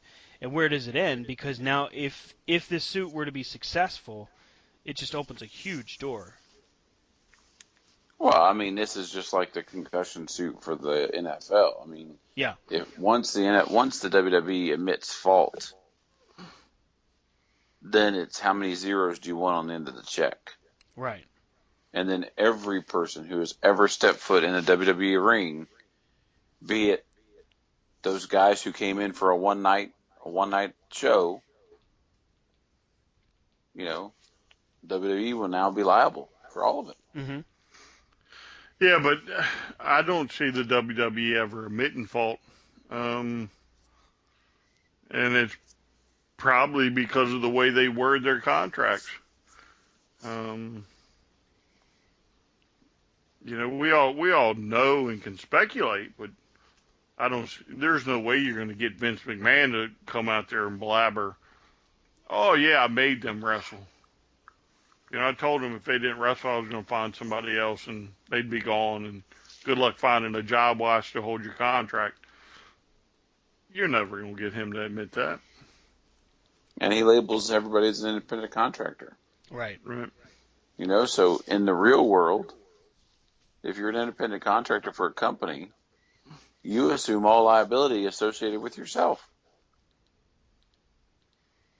Yeah, it's going to be a very tough road to hoe for the plaintiffs, for these wrestlers on this list to win this suit. Now, if they do, much like if you were to sue the National Rifle Association, you open the door to a huge just boatload of money grabs, and ultimately successful ones, because now you've set a precedent, and it's going to be unbalanced if it were to happen, if they're successful. It's a tough thing because, again, I think we all agree we want to see these people taken care of to some extent. But when you start talking culpability, you start talking about the money of it all. That's where it just gets crazy.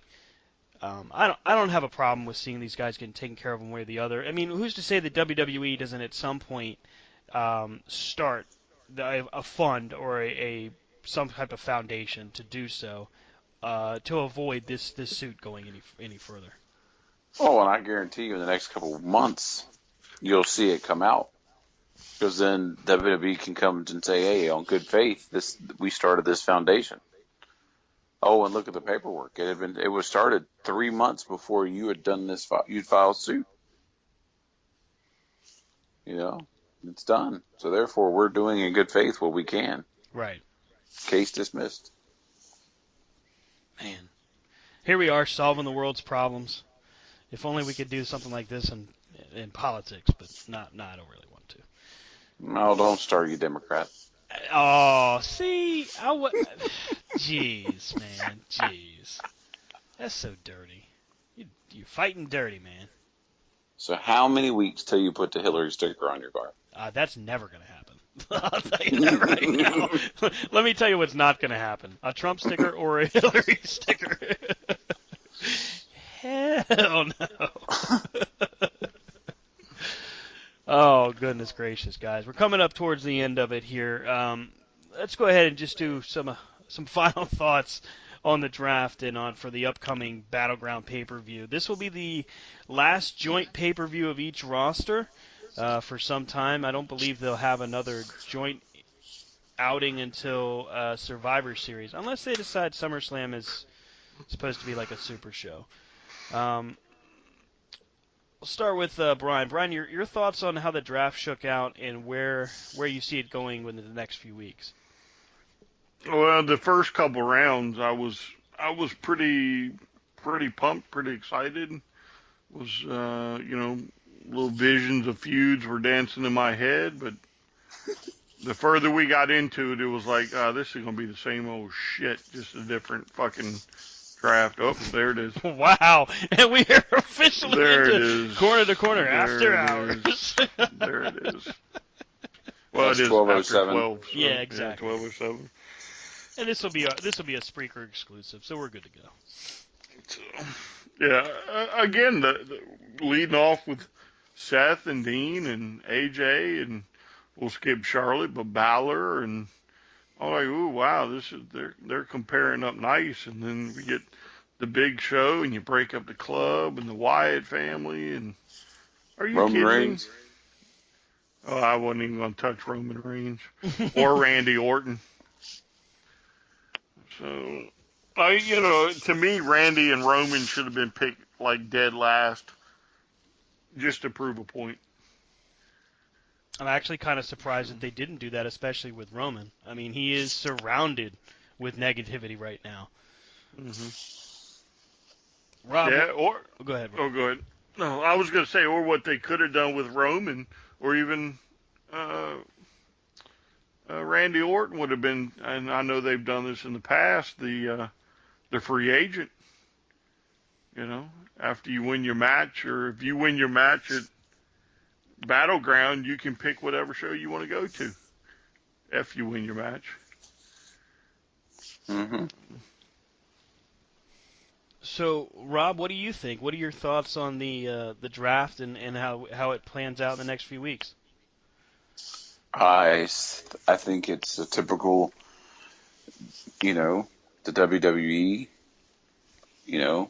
got the universe, as they say, got the universe all up in arms and had everybody sitting on the edge of their couch tonight. How many people had WWE draft parties, and how many people just sat there wondering and crying of who went where, and there was no logic. Like Brian said, after a certain point, you're like, really? Kevin Owens, who was being pushed for the world title not long ago, went when? And like Brian said, I agree. You could do with the, I would have left Roman Reigns out of the picture altogether. Roman Reigns would have been the redheaded stepchild at this point. No offense to anybody redheaded. Or a stepchild. But just with everything surrounding him, know who wants to be associated with that. And then on the heels of, you're going to have another one of your big names is being questioned in the media. So what do, you focus on Randy Orton coming back, and you could have both GMs from both things like sweeten the deal every week, going, hey, if you come back, we'll give you your own private locker room. If you come back, we'll give you your own valet. Oh. But anyway, we'll see what happens. They could do great and become their own competition, or people will still turn into NXT. Yeah, I mean, I think that when you look at the way that Raw and SmackDown were drafted tonight, at first it really did seem like they had a clear vision where they were going with each brand.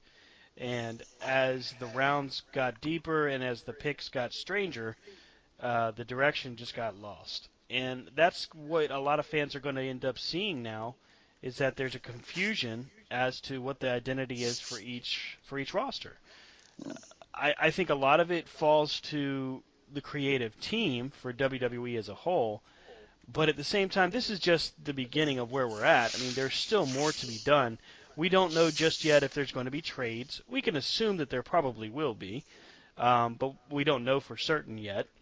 We can assume at some point that there's going to be free agent signings from outside of NXT. We could see Roderick Strong, for example. We also can assume that with Battleground, the results of Battleground really, aside from the World Championship, really doesn't matter. It doesn't matter who wins the AJ Styles in the club versus John Cena and Enzo and Cass. It doesn't really matter who wins the tag match with Charlotte and Dana versus Sasha and her partner. The U.S. title match between Zack Ryder and Rusev, that has interesting implications, because if Rusev loses the title, the U.S. title goes to Smackdown. If The Miz loses to Darren Young, then the Intercontinental title goes to Raw. So, I mean, those are some implications that we might see.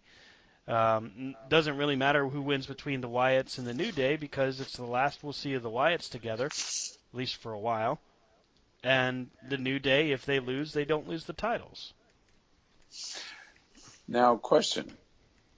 Do you think it would have been better for them to get through Battleground, and then after Battleground had the Monday and Tuesday, round 1 on Raw on Monday, round 2 on SmackDown on Tuesday, be it live, but boom, your pay-per-view's over, your storylines can end, and then start anew on Monday? I would have rather seen them go that direction. I think that makes better sense. You're able to close the book on some things, start something new, and you're also able to have your payoff. I mean, have your finish the way you want it. I think that would have made better sense. I honestly would have put the draft on Monday, but that's my opinion. I mean, you got 3 hours. You can do the draft in 3 hours. That's what they did tonight. They just did the last hour on the network. You know, there's a lot of different things that we saw tonight that some of it was dumb. I mean, breaking up some of the groups that they did, I don't get it and I don't like it. Drafting some of the main event talents the way they did, I like that. I like how they did it. I don't understand some of the mix, but at the same time, again, we're at the beginning of it. We don't know what their plan is going forward.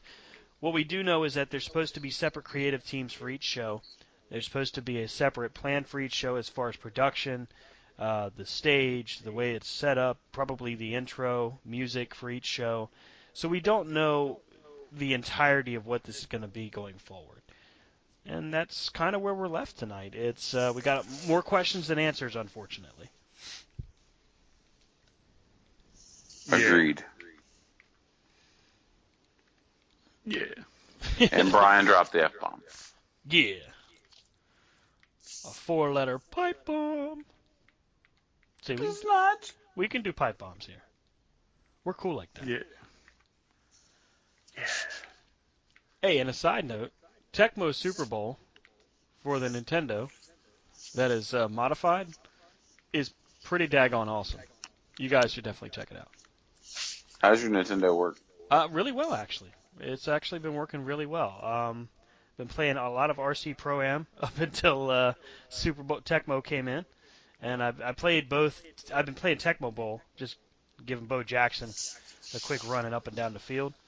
But it's really working well. I'm glad that I made the call to get it. I'm glad. Thank you, sir. You're the man. No, Brian's the man. Well, Brian still wants to see some of those titles. I don't think you were showing him all of Well, Yeah, he didn't show me all the titles. if he would like to go through the text stream, they're there. them. They're not close enough. You can't read them. Some of them were pretty bad. I'm like, I can't read that. I can't. And then he did videos. The funniest part where there's a game shop down where Rob used to live in his old neighborhood, and they got a great selection of classic games, Nintendo, Sega, you name it. And Rob goes down there every now and again and asks us if we want anything. Finally, I said, yes, get me a Nintendo. So he hooked me up.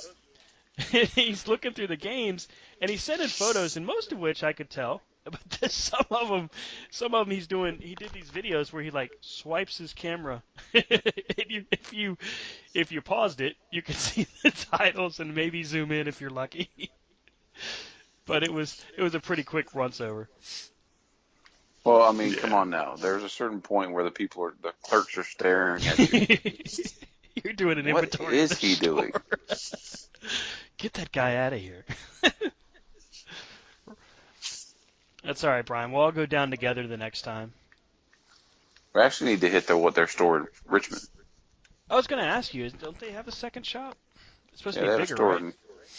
right? It's more focused on games, the one in Richmond. Nice. So, And that's for those of you down in the southwest part of Virginia. That's out called the Tech Exchange, right? yes, Tech Exchange. So, therefore, we've given you free props. So remember the triple threat of internet radio when we come into your store. Amen. Amen to that, sir. And that's going to do it. Rob, where can they catch up with you on social media, sir? Same place as they did last week. Uh-huh. So you're saying there's a chance. At Rob Hefner on Facebook or on Twitter. Rob Hefner on Facebook. RDHUWP on Instagram. And Rob Hefner on MySpace. You reactivated your MySpace.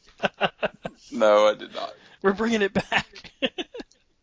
I still have one friend. How about you, Brian? Where can they find you? Oh, you know how this game is played. No, You wait can a find minute. Brian at smokesignal.com. STRCP21 for old Brian Taylor there. He's on Facebook as well at, Brian Taylor. Big secret. Yeah. Can catch the show on C2C Radio Show on Twitter, Corner to Corner Show on Facebook, cornertocornerwrestling.com. You can send us email feedback at cornertocornerradio@gmail.com. And, of course, the C2C After Hours on Twitter as well. Corner to Corner on Instagram as well, if I didn't mention it. And you can catch me on Twitter at Stan from Krypton, on Facebook as Stan Grubb, and that is that. Have a great night. We will catch up with y'all down the road. See ya. Cue the really bad music. All right, I'm going to bed. All right, sir. You got to work tomorrow? Mm-mm. I work today. Mm. So. Yeah, I've got a breakfast meeting I have to go to, so. Thanks for the time, guys. Appreciate it. Yep. See y'all. All righty. Peace.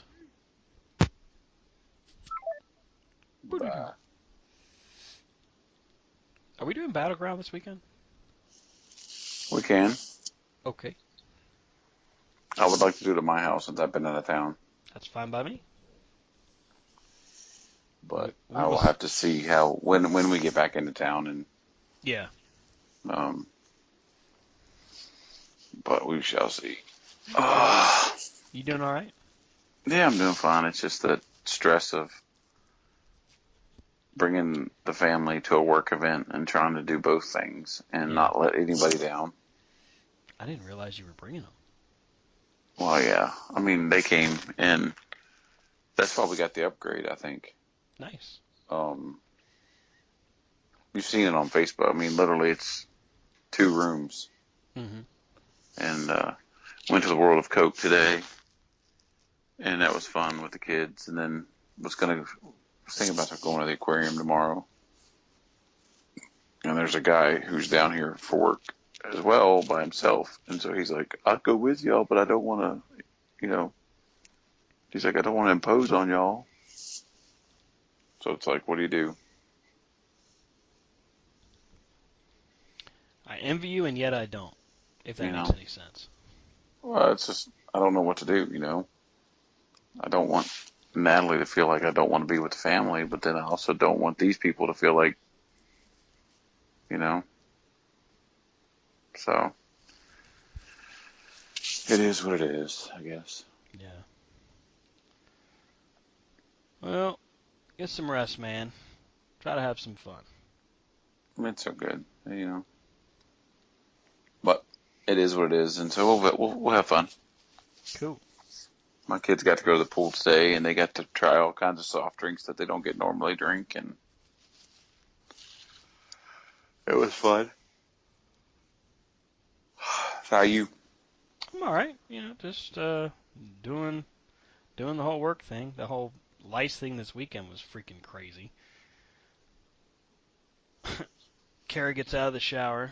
Diana's brushing her hair, and she says, "Stan, what? You need to go get some shampoo for Kara. I think she's got lice." I'm like, you gotta be kidding me. Sure as hell, man. She had these. I've never seen anything like it before. There's bugs in her hair that were just ridiculous. Where'd she get it? I have no idea. I have no earthly idea, man. Well, I mean, she could have gotten it from the movies when we went the other day. She could have gotten it from her friend's house when she stayed there for her birthday party. I mean, there's really no telling. It was a mess. Ended up doing Kara's hair, Juliet's hair, Anna's hair. Thank God Anna got her hair cut. um, yeah, that would have been a mess. And then Diana, because she's had the kids sleeping with her the whole time. That's her fault. She needs to. The only thing I wish that she would do is just get more control over what happens in that house. I get there and the kids are all over the place. The house is a mess, and there was a point where she would get back from work, whatever, where I've spent the day with the kids, and she'd be angry at me for not cleaning her house. And finally, I told her, I said, "Look, I get that you want your house clean, but I'm not doing it. If I get here and your house is trashed, why is that my fault?" I said, "You're not asking them to clean the house, and yet you want me to come in here and play bad guy and make them clean the house because you haven't." I'm like, I don't think that's right. It's not right. It's not your house. So, I mean, She's made it very clear that it's not your house. yeah. And that was months ago when that happened. So since that point, I get there and now the house is cleaner. And what bothers me is that for the time being, my name is still on that lease. So I don't like it. And I've told her that. I'm like, all you have to do, if you want my help, you need to talk to me. I said, aside from that, if you're not able to get them to do it, we need to talk about it on a different setting instead of in front of them and work out a plan. I'm like, it's one thing if they're just refusing to clean. I said, but if you're not making them do so and then they're not refusing, then there's two problems. So it's just the parts like where I like hanging out with her and laughing and stuff is when it's just her and I, and we're able to just joke around and hang out. And then there's times where she does stupid stuff like that, and it just makes no damn sense. And that's when I know that nothing has really changed. Right. So, And that's the thing. You just have to be truthful to yourself and truthful to everybody involved yeah, so that no one gets hurt, yeah, and no one's feeling slighted. You know what I mean? Like everybody knows exactly clearly where you stand. yeah, And I mean, you seem to be happy with Mindy, and you seem to be happy with the time you all spend together. But you also, it's just the big question of Diana, Yeah. because does Diana know about Mindy? To an extent, yeah. I mean, I haven't really shared a whole lot with her because I don't know It's what none she's of her going to do. business. Yeah, exactly. But I also don't know what she's going to do when she finds out. So, say I tell her, hey, look, Mindy and I have been dating. Not, what she knows is that I've dated, but not that I'm actively dating. And that's for good reason, because I don't know what she'll do. And I'm a little afraid of what action she would take. Well, I guarantee you what she'll take. I will bet you she will make it harder for you to see the girls, Mm-hmm. the kids, and she will cut you out. Yeah. It'll be you can see the kids, blah blah blah, and that's it. Yeah. So that's why, I really don't tell Um, her anything. Like, she asked me if I had dated. I said, yeah. She goes, are you still dating? I'm like, I'm not getting into that. That's not something for us to discuss right now. and then that's when you look at her and go, "Well, you dated before me." Well, I did point it out the other day. At least I waited till we were separated to date. At least I waited until it made sense. You know. Probably my biggest point of contention is the fact that she felt like she had to lie about it.